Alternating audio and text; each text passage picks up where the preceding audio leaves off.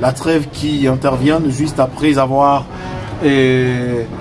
conquérir presque, je peux dire, au-delà de la moitié de la province du Nord Kivu.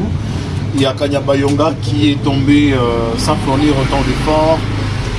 La population en déplacement, les autres sont là depuis 2 ans, les autres presque 3 ans, parce que la guerre est en train d'aller vers le troisième année, je crois. Et on nous dit la trêve. La trêve, oui, c'est quelque chose, mais ça vient d'où? La trêve, ça vient des États-Unis. Venir en aide à nos frères et sœurs qui sont restés dans des zones qui sont conquises par le rebelle Dion 23.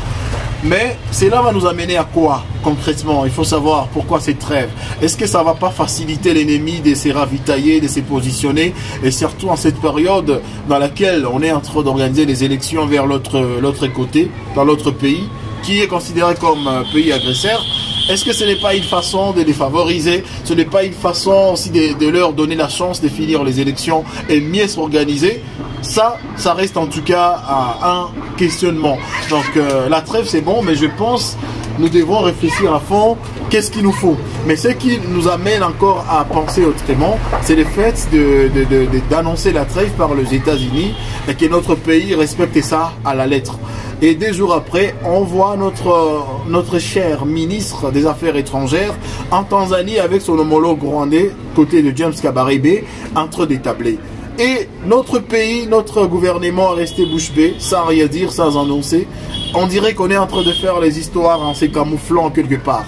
On ne comprend pas ce qui se passe. C'est comme ça qu'ils se permettent aussi de faire des accords qui vont hypothéquer l'avenir de notre cher pays qui est la RDC.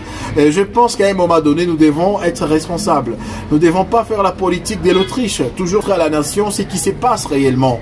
Parce que ce sont les éléphants qui se battent et ce sont les herbes qui en souffrent, nous qui sommes la population. Et donc, ils sont partis en Tanzanie.